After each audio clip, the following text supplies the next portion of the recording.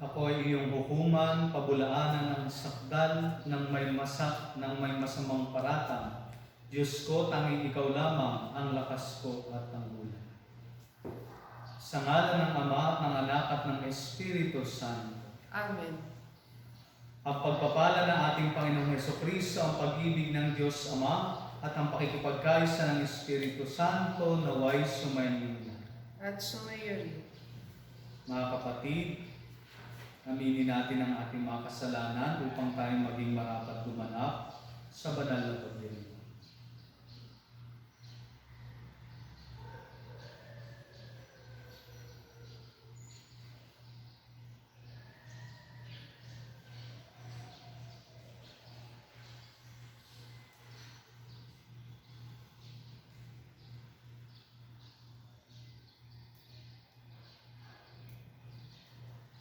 Dasalin natin, inaamin ko sa makapangyarihang Diyos at sa inyo mga kapatid na lubha akong nagkasala sa isip, sa salita at sa gawa at sa aking pagkukulang.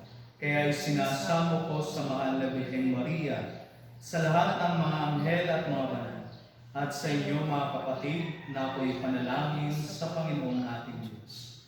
Kaawaan tayo ng makapangyarihang Diyos, patawarin tayo sa ating mga kasalanan at patnubayan tayo sa buhay na walang hanggan. Amen. Panginoon, kaawaan mo kami. Panginoon, kaawaan mo kami. Kristo, kaawaan mo kami. Kristo, kaawaan mo kami. Panginoon, kaawaan mo kami. Panginoon, kaawaan mo kami. Manalangin tayo.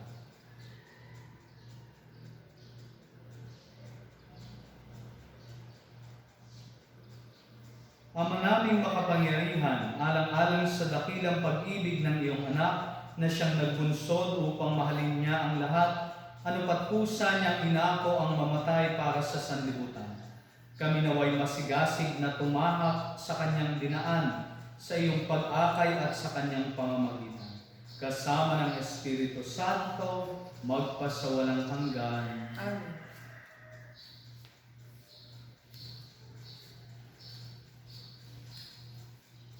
Pagbasa mula sa aklat ni Propeta Ezekiel. Ito ang sinabi ng Panginoong Diyos. Magpahayag ka, sabihin mong ipinasasabi ko. Bayan ko, ibubukas ko ang iyong libingan. Ibabangon ko kayo at iuuwi sa inyong bayan. Kung maibukas ko na ang inyong libingan at maibangon ko kayo, makikilala ninyong ako ang Panginoon. Hihingahan ko kayo upang kayo'y mabuhay at ibabalik ko kayo sa inyong sariling bayan. Sa gayon, malalaman ninyo na akong Panginoon ang nagsabi nito at aking gagawin. Ang salita ng Diyos. Salamat sa Diyos. Sa piling ng poong Diyos, may pag-ibig at pagtubos. Sa piling ng poong Diyos, may pag-ibig at pagtubos. Sa gitna ng paghihirap, tinawag ko'y Panginoon. Panginoon, ako'y dinggin pagkat ako'y tumatagpoy. Dinggin mo ang pagtawag ko at paghingi ng iyong tulong. Sa piling ng poong Diyos, may pag-ibig at pagtubos. Kung ikaw ay may talaan nitong aming kasalanan, lahat kami ay tatanggap ng hatol mong nakalaan. Ngunit iyong pinatawad, kasalanan ay nilimot. Pinatawad mo nga kami upang sa iyo ay matapos. Sa piling ng poong Diyos, may pag-ibig at pagtubos. Sabik akong naghihintay sa tulong mo, Panginoon, pagkat ako'y may tiwala sa pangako mong pagtulong. Yaring aking pananabik, Panginoon, ay higit pa sa serenong naghihintay ng pagsapit ng umaga. Sa piling ng poong Diyos, may pag-ibig at pagtubos. Magtiwala ka, Israel, magtiwala sa iyong Diyos. Matatag at di kukupas ang pag-ibig niyang dulo. Lagi siyang naahandang sa sinuman ay tumubos. Ililigtas ang Israel, iyong kanyang mga hirang. Ililigtas niya sila sa kanilang kasalanan. Sa piling ng poong Diyos, may pag-ibig at pagtubos. Pagbasa mula sa sulat ni Apostol San Pablo sa mga taga-Roma. Mga kapatid, ang mga nabubuhay ayon sa laman ay hindi maaaring kalugdan ng Diyos. Ngunit hindi na kayo namumuhay ayon sa laman, kundi ayon sa Espiritu. Kung talagang nananahan sa inyong Espiritu ng Diyos. Kung ang Espiritu ni Kristo'y wala sa isang tao, hindi siya kay Kristo. Ngunit kung nasa inyo si Kristo, bagamat patay na ang inyong mga katawan dahil sa kasalanan, buhay naman ang inyong Espiritu dahil sa pinawalang sala na kayo. Kung nananahan sa inyong Espiritu ng Diyos na siyang muling bumuhay kay Hesukristo, ang Diyos ding iyan ang magbibigay ng buhay sa inyong mga katawang mamamatay sa pamagitan ng kanyang Espiritong nananahan sa inyo. Ang salita ng Diyos. Salamat sa Diyos.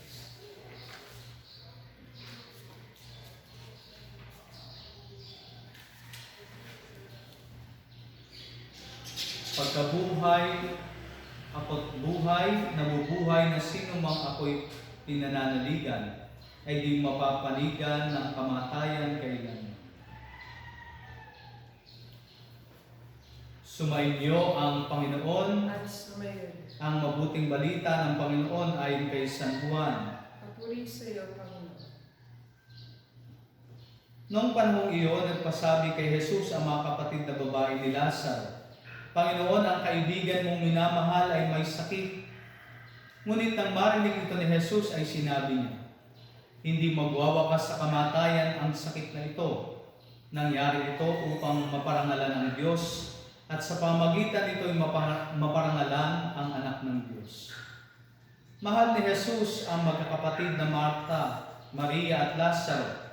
Gayon may pinaraan pa niya ang 2 araw matapos mabalita ang may sakit si Lazaro bago sinabi sa kanyang mga alagad, magbalik tayo sa Judea. Pagdating ni Jesus, nalaman niya ang 4 na araw nang nakalibing si Lazaro. Na marinig ni Marta na dumating si Jesus, sinalubong niya ito, ngunit si Maria ay naiwan sa bahay. Sinabi ni Marta, Panginoon, kung kayo po'y narito, hindi sana namatay ang aking kapatid.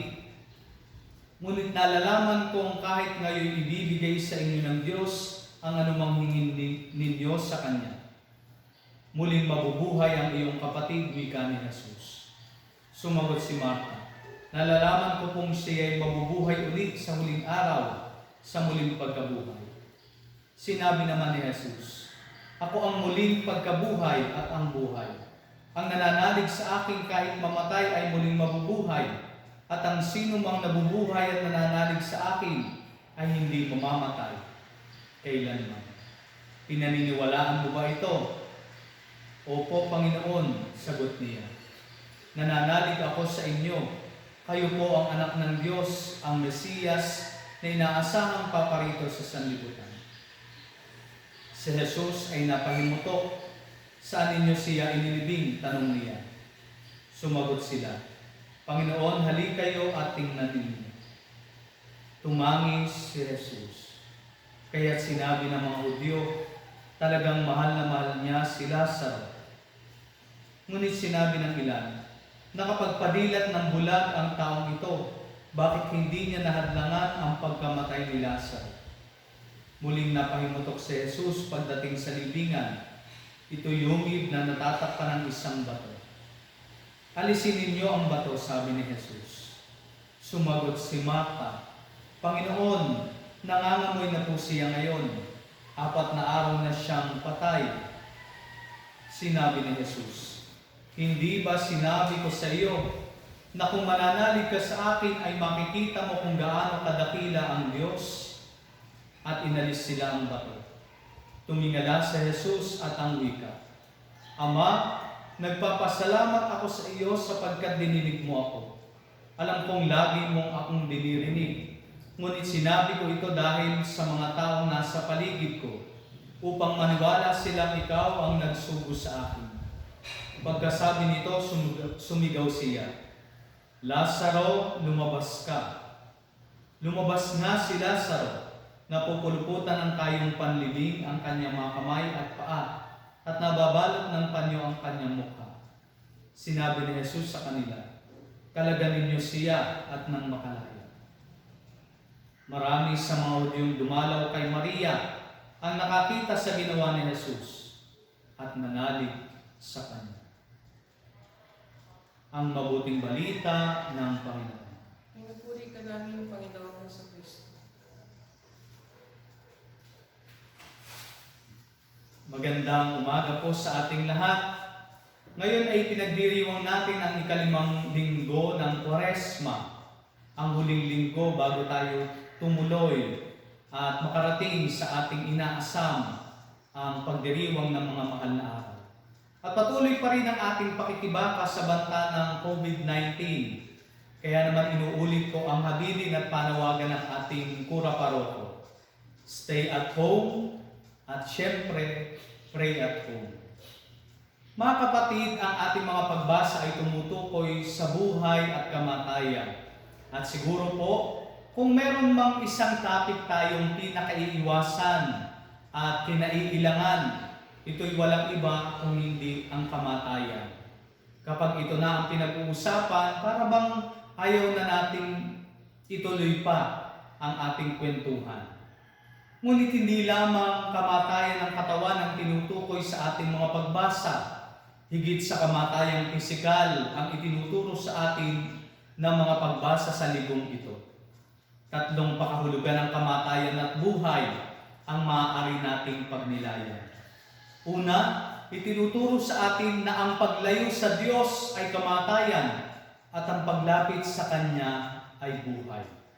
Narinig natin sa ating unang pagbasa na winika ng Panginoon, "Bubuksan ko ang inyong mga libingan at ibabangon ko kayo. Kayo ay hihingahan ko at muling ibabalik sa inyong bayan."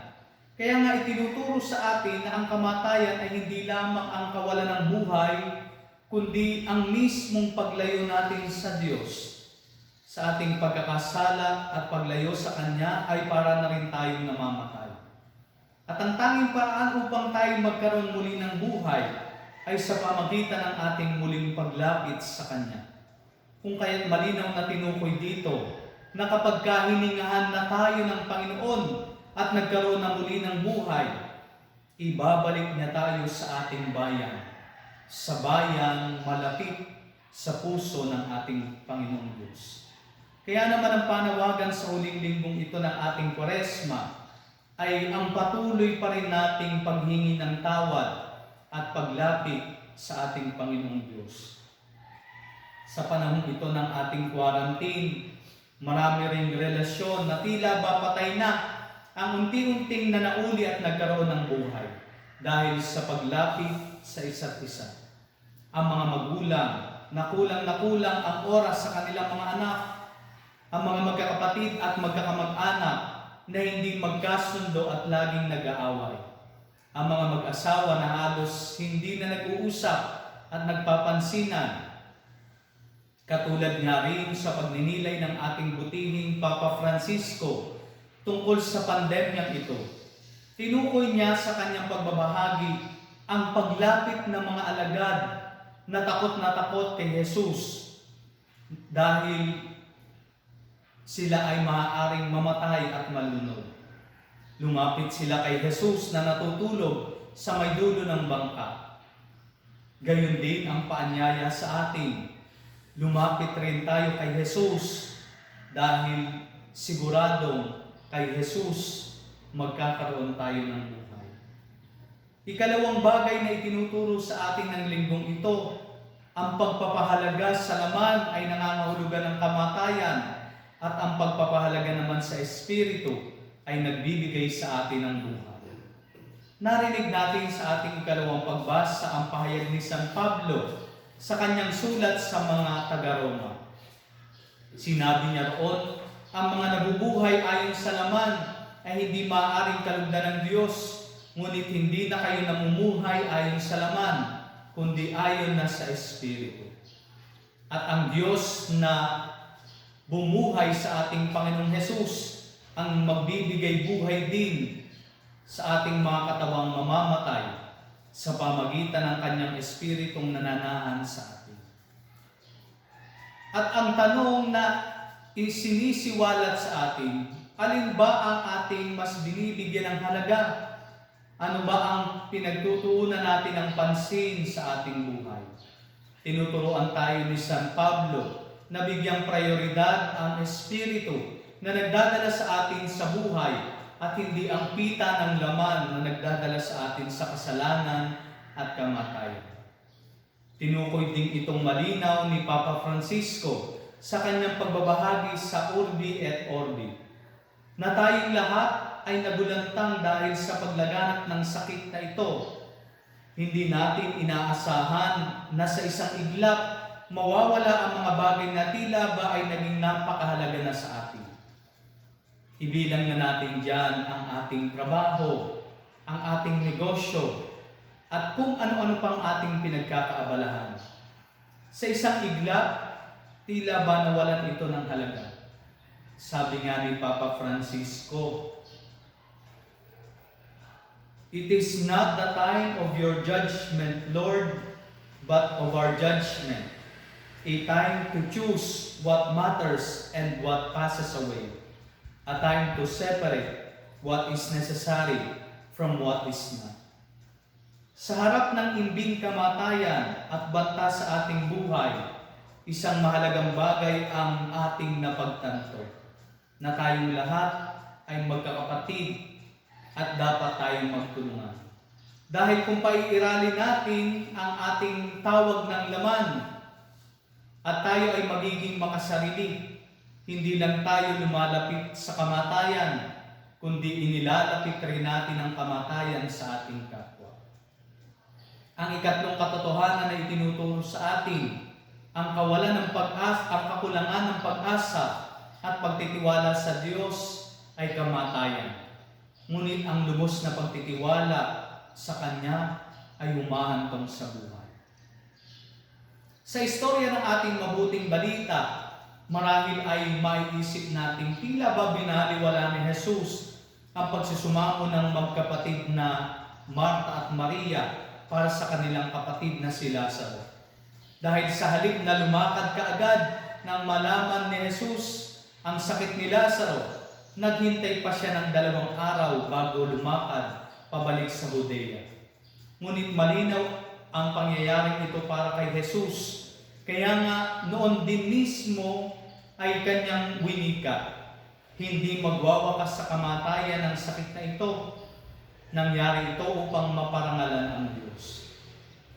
At kung ating iisipin, ano kaya ang naramdaman nila Marta at Maria sa 2 araw na ito ng kanilang paghihintay kay Jesus? Papaano kaya sila nabuhay habang ang kanilang inaasahan ay nagpalipas pa ng 2 araw?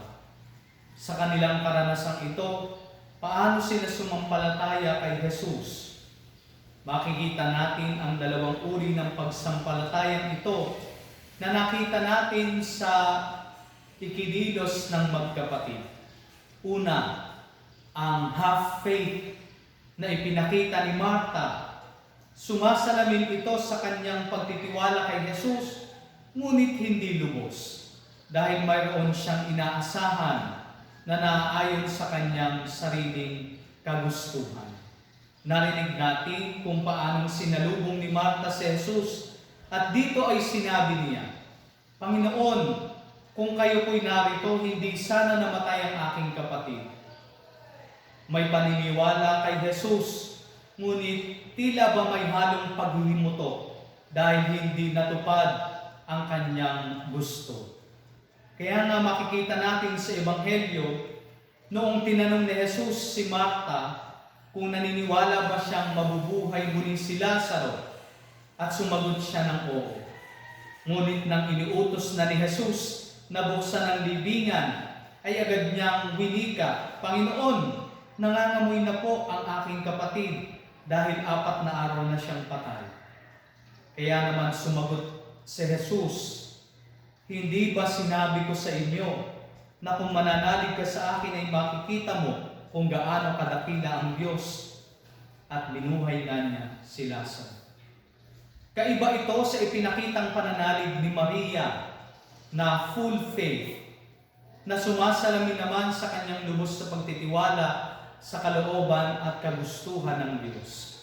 Kaya nga narinig natin na sa halip na sumama kay Marta, si Maria ay nanatili lamang sa kanilang bahay.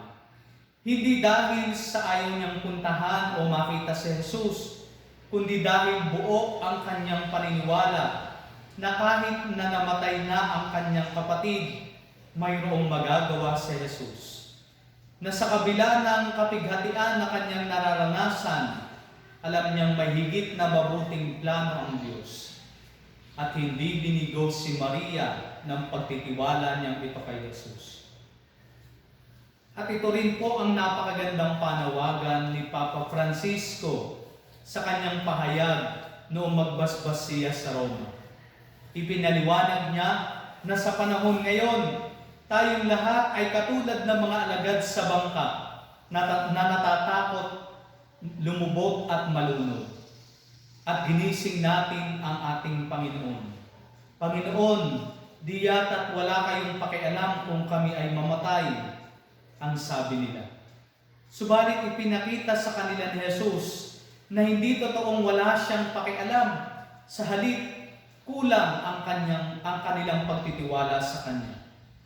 Sa halip na mabagabag at magtungayaw sa nais nating gawin, inaanyayahan tayo ni Jesus na manahimik at tularan si Maria, sapagkat ito ang pananampalatayang magdadala sa atin patungo sa buhay.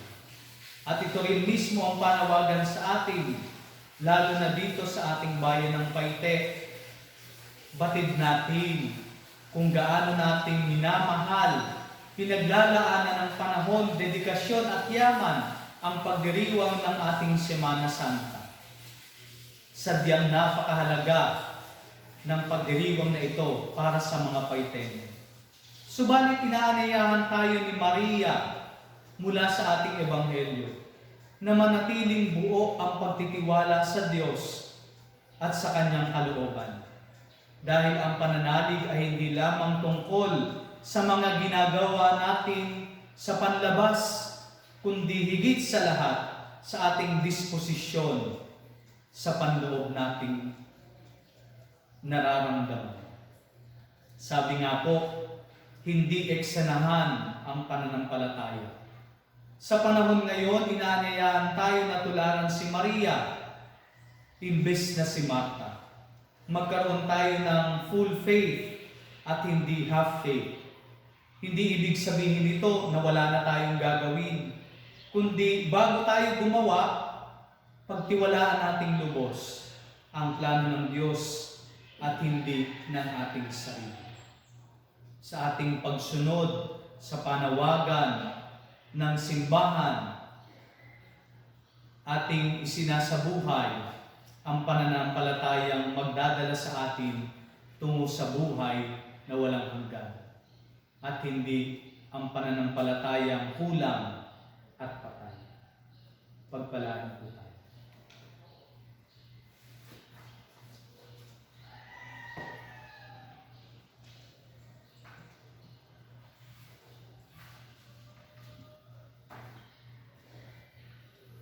Oratio Imperata. Diyos Ama namin, lumalapit kami sa iyo para sa aming kahilingan na kami ay iyong proteksyonan laban sa COVID-19 na kumitil na ng maraming buhay at nakaapekto na sa sangkatauhan. Nananalangin kami para sa iyong biyaya, para sa mga taong inantasan na pag-aralan ang kalikasan at ang sanhi ng virus na ito.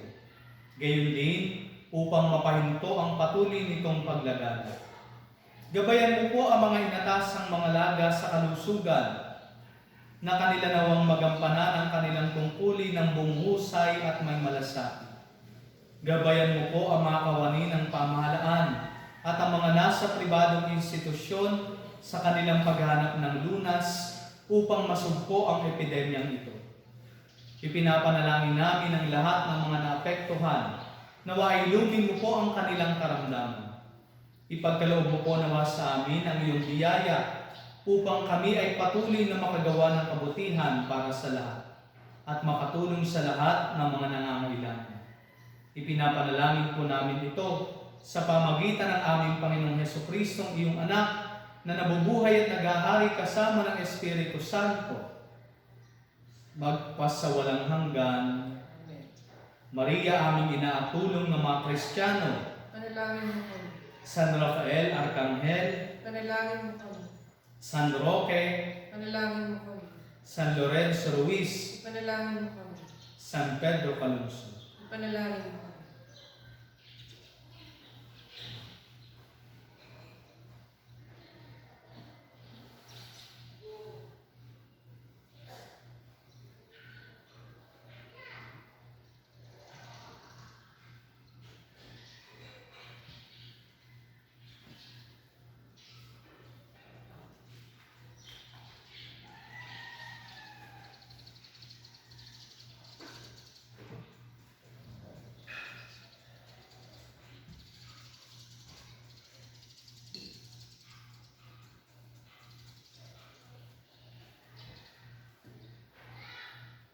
Kapuri-puri ka, Diyos sa mga lumikha sa sanlibutan, sa iyong kagandahang loob, narito ang aming maiaalay. Mula sa lupa at bunga ng aming paggawa, ang tinapay na ito para maging pagkain ng bibigay.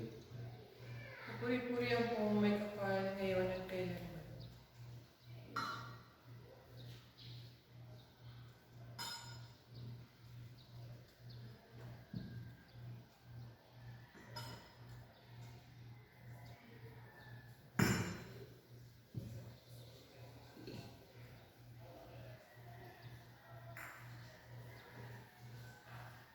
Kapuri-puri ka, Diyos sa mga lumikha sa sanlibutan, sa iyong kagandahang loob, narito ang aming maiaalay.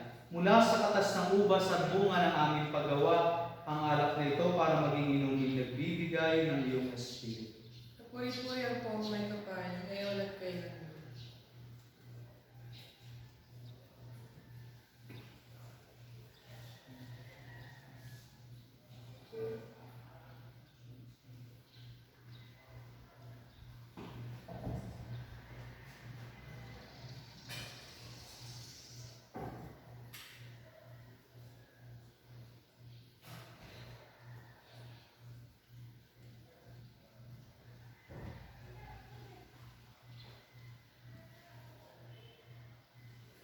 Manalangin kayo mga kapatid upang ang paghahain natin ay kalugdan ng Diyos amang makapangyarihan.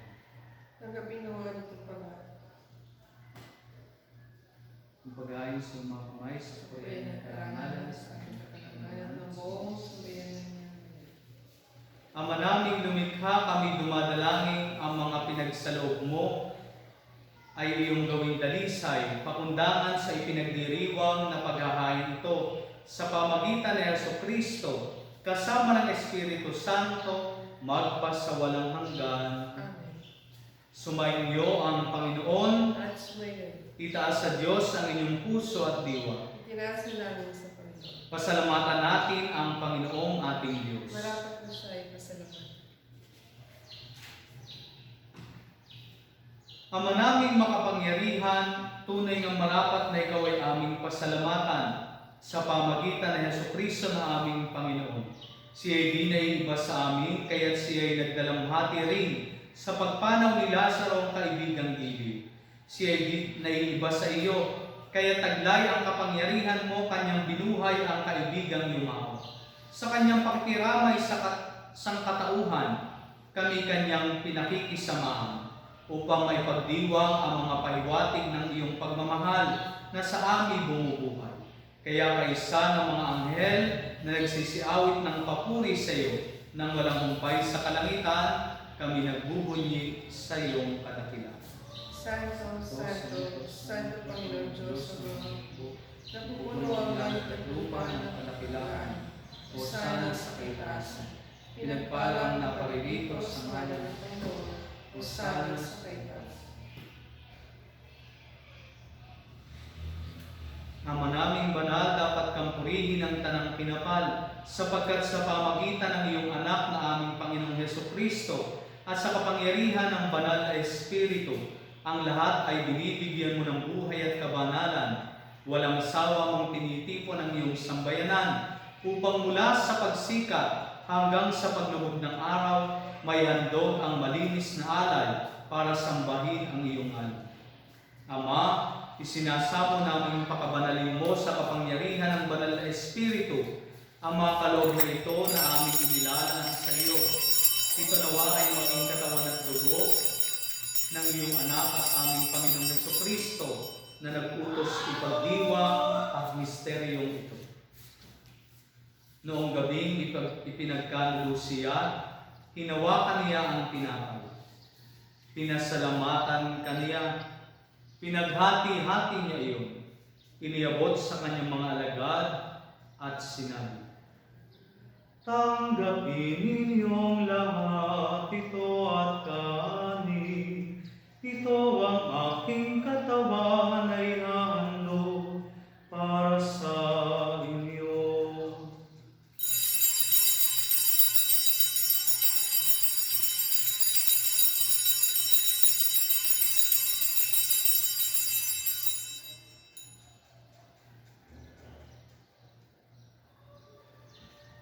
Gayun din naman nung matapos ang hapunan, hinawakan niya ang kalis.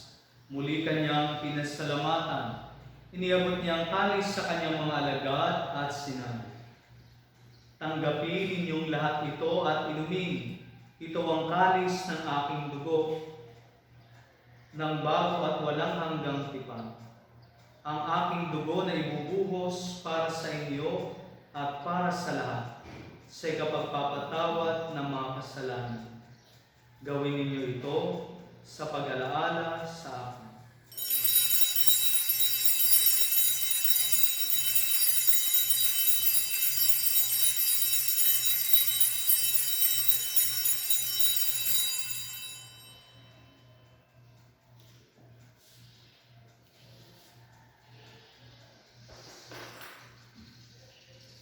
Ipagbunyi natin ang misteryo ng pananampalataya. Si Kristo'y namatay, si Kristo'y nabuhay, si Kristo'y babalik sa wakas ng panahon. Ama, ginugunita namin ang pagkamatay ng iyong anak na sa amin nagligtas, gayon din ang kanyang muling pagkabuhay at pag-akyat sa kalangitan.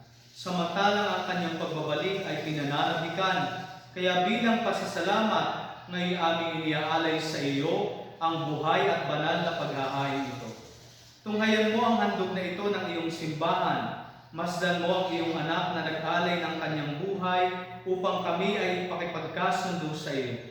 Loobin mong kaming magsasalo-salo sa kanyang katawan at dugo, ay mapuspos ng Espiritu Santo at maging isang katawan at isang diwa kay Kristo. Kami nawa ay gawin niyang handog na habang panahon nakatalaga sa iyo.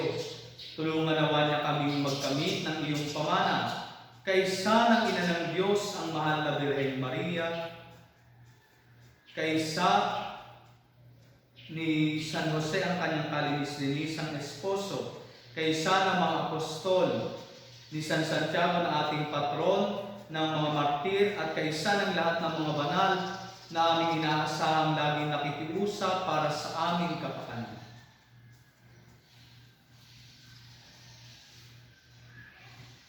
Ama, ang handog na ito ng aming pakikipagkasundo sa iyo ay magbunga nawa ng kapayapaan at kaligtasan para sa buong daigdig.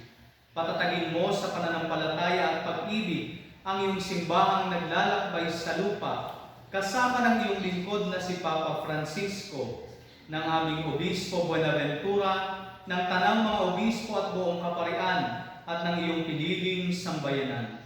Dinggin mo ang mga kahilingan ng iyong angkan na ngayon tinipon mo sa iyong harapan.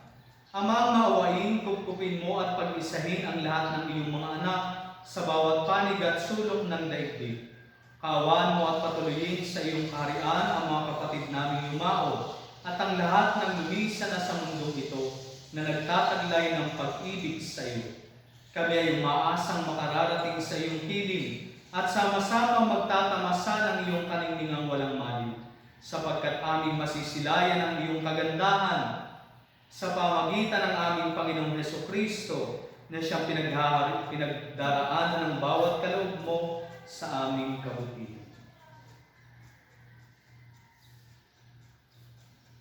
Sa pamagitan ni Kristo, kasama niya at sa Kanya, ang lahat ng parangal at papuri ay sa iyo, Diyos Amang makapangyarihan, kasama ng Espiritu Santo, magpasawalang hanggan. Amen. Sa tagubilin ng mga nakagagaling na utos at turo ni Jesus, pahayag natin ng lakas. Ama namin sumasalangit ka, sambahin ang ngalan mo.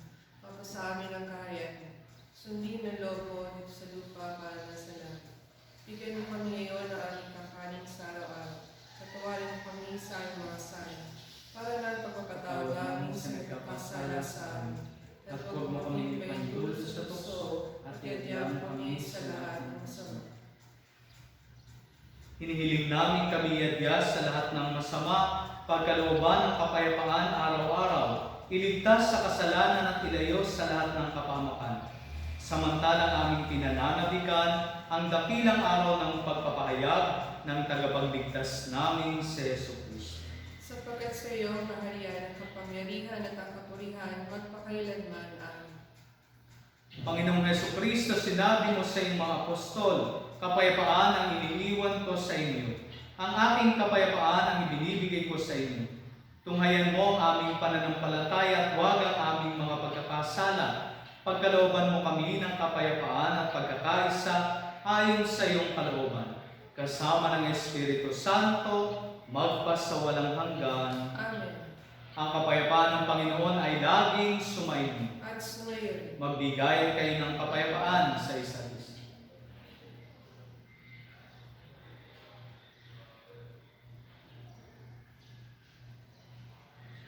Kordero ng Diyos na nagalis sa mga kasalanan ng salibutan, bawa ka sa amin. Kordero ng Diyos na nagalis sa mga kasalanan ng salibutan, bawa ka sa amin. Kordero ng Diyos na nagalis sa mga kasalanan ng salibutan, ipagkaloob mo sa amin ang kapayapaan.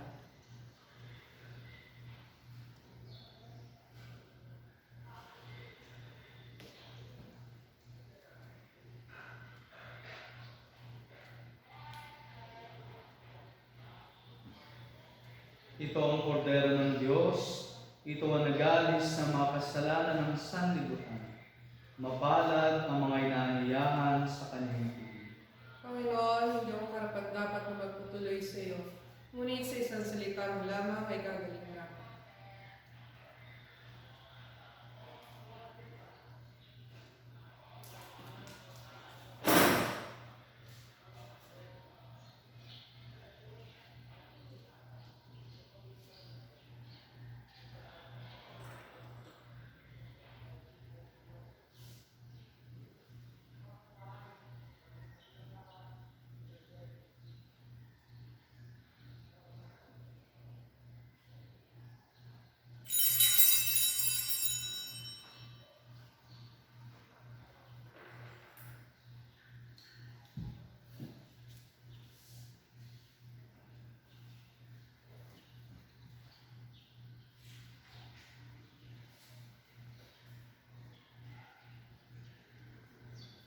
Sabi ni Jesus na mahal ang sino mong nabubuhay at ako'y paniwalaan ay di mapapanaigan ng kamatayan kailan.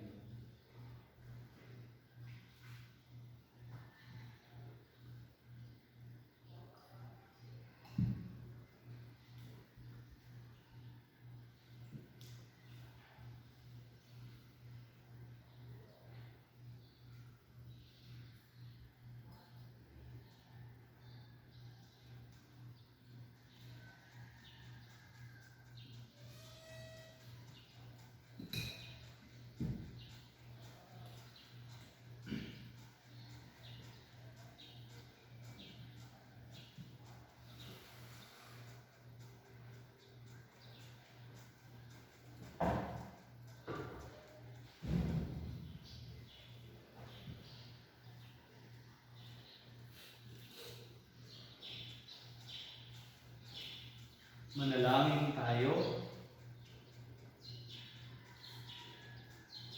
Ama naming mapagmahal, kami nakikinabang sa katawan at dugo ng iyong anak ay mapabilang nawang lagi sa mga kaanib niya na namamagitan kasama ng Espiritu Santo magpasawalang hanggan. Amen.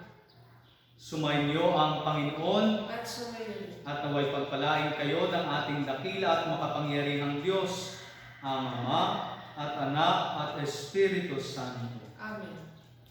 Tapos ng misa, humayo kayo sa kapayapaan ni Kristo. Salamat sa Diyos.